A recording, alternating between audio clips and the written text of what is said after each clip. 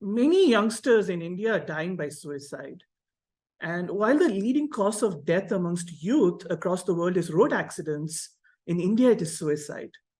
Now, this is not just about suicides, because suicide is a result of a much deeper issue sweeping the country that affects the mental health and well-being of the country and its people. Today, we are joined by Dr. Preeti Kohli, who is founder and director of the AHA movement that focuses on holistic growth and wellness through mindfulness practices. Sonia Mehta, director of Pathways World School.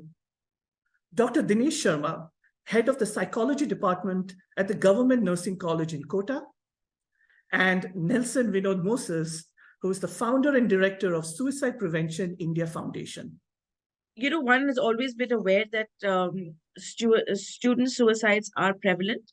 However, it's only when you actually see the facts and figures that you see the extent of the problem. And yes, I was very surprised to see the percentage and the number and the way it has increased exponentially over this last decade.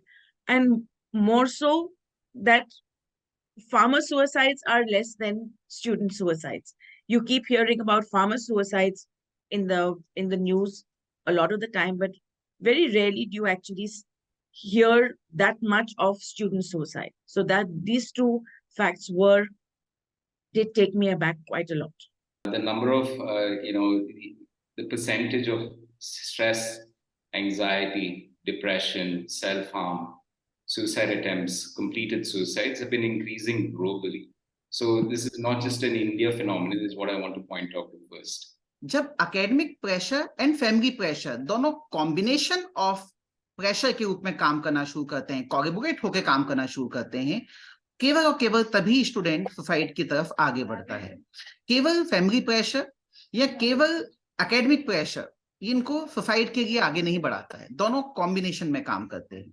Now, right from the stage of toddlerhood, a parent's role is becoming more and more of saying no for the things that they don't want them to do, right? So they start taking more and more a role of correcting the child for whatever is not okay.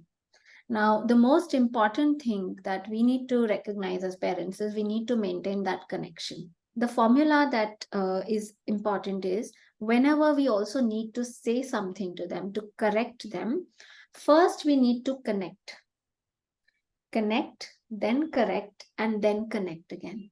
So that is something which is extremely important. And like I said, on a every single day basis, keeping that connection alive, keeping that relationship alive is so important.